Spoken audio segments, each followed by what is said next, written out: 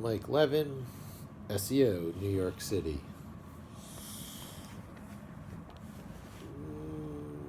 Wednesday, August 2nd, 2017, if I recall correctly. And am I really going to shoot a video while I'm sitting here in a beanbag chair in this very sparse apartment, getting ready to go to sleep while I'm sitting here with my cat?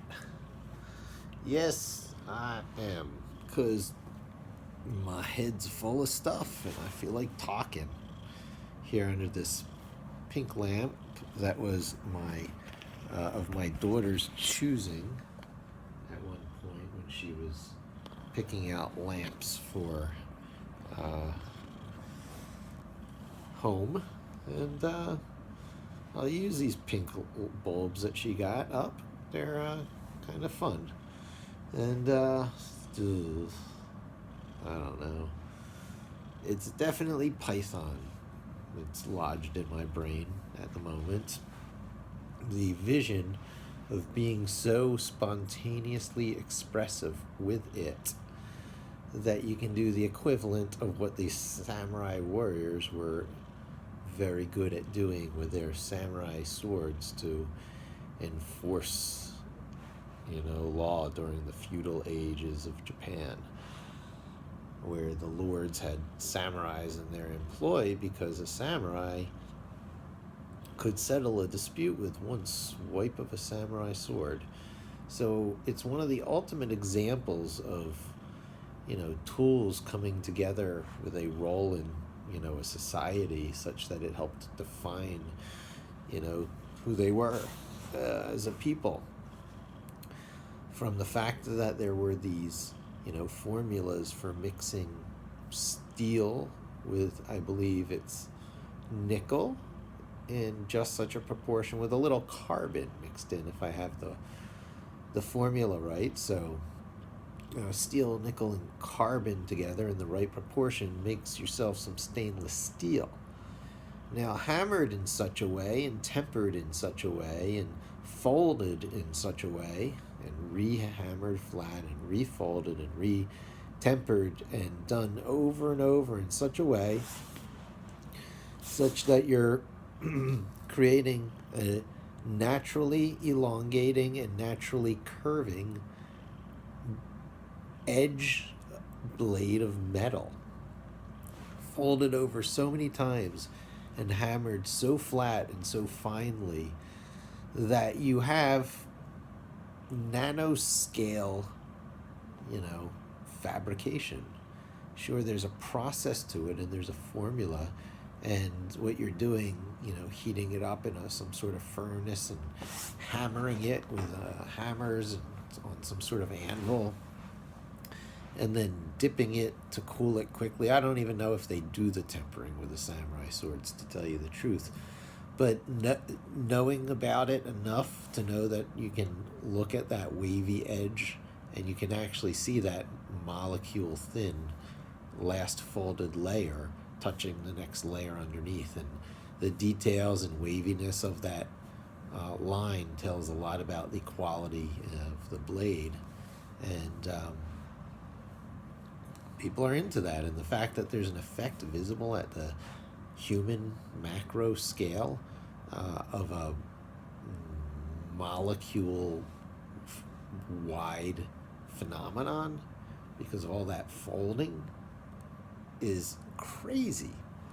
So I can see how people are into their samurai swords, but it's a great example where the mastery of the fabrication of a tool, right, because they are masters who make those samurai blades, come together with those who master the use of the tool, the actual, samurais themselves, to such a degree that they're not seldom called upon to do it, but when they are called upon, they have such spontaneous, instantaneous mastery over the use of the blade that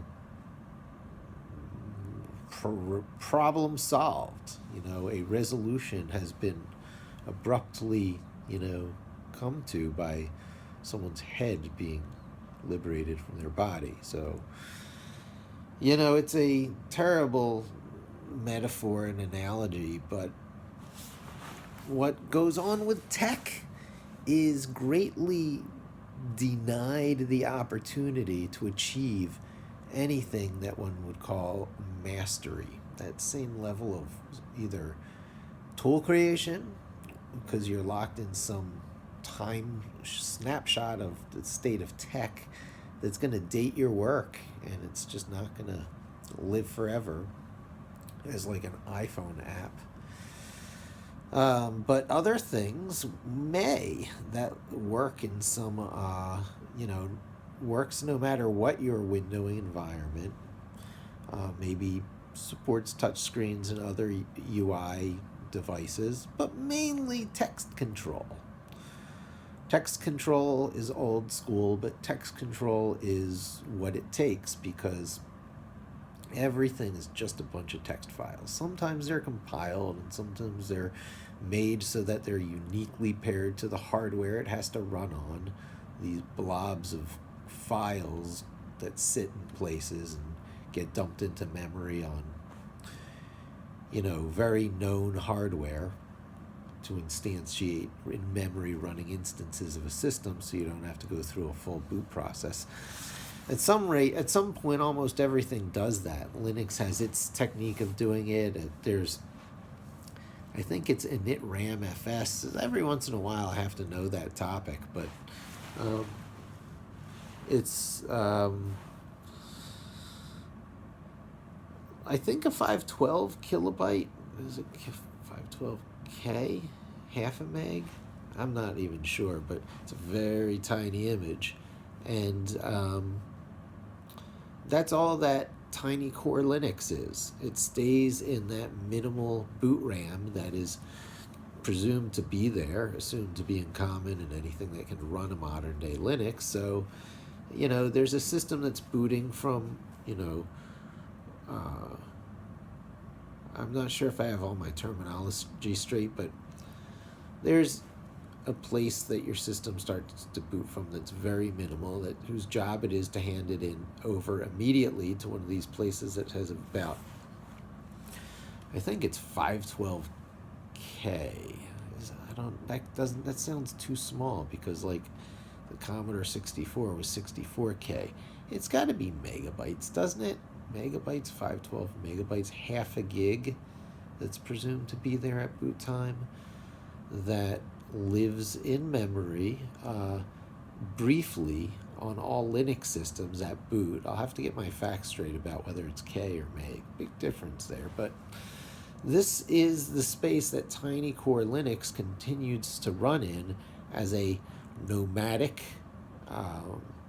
and volatile, uncorruptible, form of Linux where you can install programs, store files out, and the whole thing is that everything that is persistent is programmed specifically to be persistent. With Tiny Core Linux, you say, and remember that I put this here at shutdown so that states of things are put into tiny little backups that it keeps for restoring in location on its next boot. That's one of the alternatives, but the other alternative is to actually have some external file system mapped in through standard Linux procedures so that you are really writing to a persistent location, even if that persistent location happens to be a virtual loopback device, a virtual hard drive, a hard drive inside your hard drive, a virtual hard drive. And so that's what I use with my respin of Tiny Core Linux with popular binaries of QEMU, using this nifty little trick to shuttle files down from the host operating system to auto-configure the booting Tiny Core Linux for the first time to build itself into any kind of server you want it to be. And on my Linux distro, I have it so that it boots to a Python. After an install or two, it boots to a very minimal Alice in Wonderland, Welcome to Wonderland Linux shell, inviting you to do a few things, including installing Python, Vim, and Git. Um, yeah, along with, I might still install Flask and a few other things for some sample projects you can use this for, so that you can get some, introduction to really using an old school Linux server. And you can connect into this thing through any Linux shell. So the terminal window on a Macintosh qualifies. Unix is the same stuff. It's all really the same stuff. It's a little harder on plain old Unix because you don't have the delicious, massive repos, software repositories as you do in the Linux world, where you have like the Debian and Ubuntu software repositories that Microsoft has access to now, of all things, through their deal with Canonical to include the Ubuntu Linux shell with side by side with the Windows shell. The crazy miracles they must be pulling off there, and they must say to themselves things like, you know what? If proprietary old Macintosh could reposition itself onto mainstream Unix as its underlying operating system, and switch processor types from the PowerPC architecture lineage, going all the way back to the Motorola 68000 chips that powered the original Macs and the Amiga computers and a whole bunch of delicious computers from that day, but which today have mostly gone away or switched to Intel hardware, such as Apple did. So Apple totally re-gutted the way Macs worked. And it was one of those, impressive miracle things about, stuff that Steve Jobs pulled off, that Bill Gates highly admired, according to one of the biographies of Bill Gates. And he, Steve Jobs had style and continued to impress continued to impress Gates by caring about things most people wouldn't, like going that extra mile to make a mobile operating system, really a mobile operating system, blowing Windows CE out of the water. They're not even in the same category of product as far as raising the level of the public's expectations and, willingness to use stuff, happiness with it, coolness, ability to internalize it without going geek. We have in our hands, I am recording this video on something that has surpassed what Star Trek has put forth as cool stuff that'll be in our future. Our average smartphones in our pockets are cooler than the tablets that they hand around to show each other information on the deck of the Next Gen Enterprise. So we caught up with Star Trek pretty well there. And, we're catching up with Star Trek in other places here and there. We cross those thresholds, those boundaries, and we're kind of living the future. An image that comes to mind is in one of the Star Trek movies, Scotty visiting the past and visiting Earth when they had, the soda can Macs, the original Macs that were those all-in-one tall sitting units but small. Picks up a mouse and says computer, and talks into it, expecting the computer to just hear him and listen and do those things he asks for. Yeah, well, Alexa, Siri, but then Alexa, and Cortana is maybe one of the horses in the race, but this AI assistant race is way awesome, kind of cool, kind of scary. I totally watched too much Person of Interest. And for anyone who watched Person of Interest, you know what I'm talking about.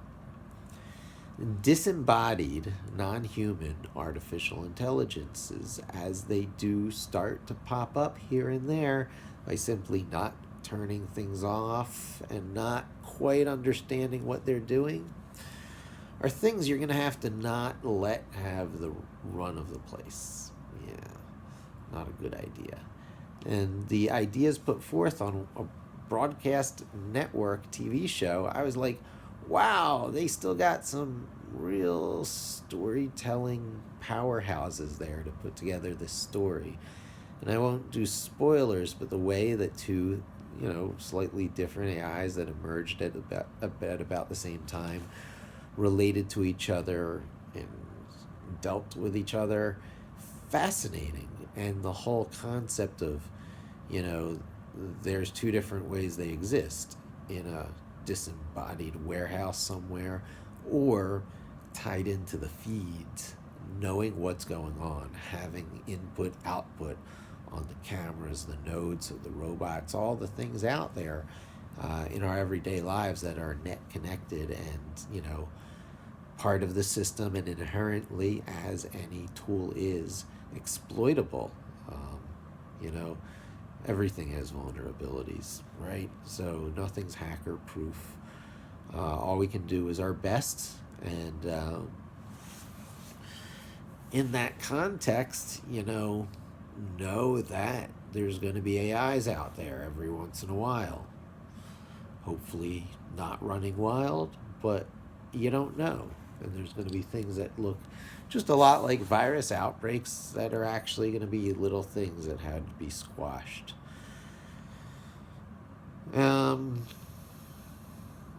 News hits every once in a while that the plug has to be pulled on something that the scientists who are running the experiment don't quite understand anymore, and are just not morally comfortable with allowing to continue too much longer. Something could become something that would be morally wrong to destroy, and, pragmatically too dangerous to interact with, and which will have to be kept very frustratingly, probably very much to themselves and to others who'd like to interact with them, in a bottle through some sort of firewalled process to make sure that infections don't get onto the net, because there's an awful lot that can be tied together with, self-aware middleware that can copy itself places and travel and propagate. There's scenarios. The scenarios, do exist. I'm sure there's defenses against them, and every defense against them is also a vulnerability to them as well. So make sure you understand and follow these things as the realm of the previously impossible and only the stuff of science fiction rolls into the realm of the actually quite possible, and in a lot of ways is happening today, to everyone just assumes it's always been that way. It's funny, it was once science fiction. It's just our assumed everyday world, driving cars and other amazingly earth-shatteringly cool life improvers, quality of life improvers, but dependency creators of dependencies on the automated machine. And no automations are perfect. You're only, managing the complexity of running such automations, divvying out the work amongst people who are making fields and professions and careers of keeping those parts of the machinery, oftentimes real hardware. So everything's actually got to run somewhere. It's not all really in the cloud. So even just the improving of the underlying hardware to make these more abstract solutions that run on it possible. So yeah, be a data master, be a cloud master, but also be a master of some good old-fashioned hardware when you have a chance. That's one of the reasons the Raspberry Pi is so popular. And when people are like, who is this guy, who's talking? He sounds like he knows something. I was one of the original unboxers of the Raspberry Pi and first booter-uppers of the Raspberry Pi. And it got, 1 million hits. It might be on its way to 2 million, I don't know. But it puts me in this category of million video people. I don't know. Maybe that's like the entry to, some club or something. But it certainly caused a spike of all kinds of activity, which has been going down and down. And I'm like, hey, wait a minute. I'm an SEO. I'm a search engine optimizer in my everyday life. Shouldn't I be keeping a foot in this? So I just start, writing from the heart and talking from the heart, shooting videos shooting from the hip, free association. You know, I could actually probably do one of these videos where I just go blah, blah, blah, blah, blah, blah for like 15 minutes. And someone would load it and, you know, run through it to see if there wasn't some point I was making where I said something at the end. And that is kind of cool. Because I know my watch times are not bad. I said to myself one day, if YouTube gamers can do this and can shoot themselves gaming, I can shoot the shit. I can just start shooting video and talk and know that I don't have to edit, and know that even if I wanted to edit, I probably, you know, wouldn't spend the time and still publish the video and make all you viewers who, for some strange reason, following me, sit through longer and longer videos going 20 minutes, 21 minutes? Oh man, can't he just wrap this thing up and make his final point? Well, yes. Yes, I can.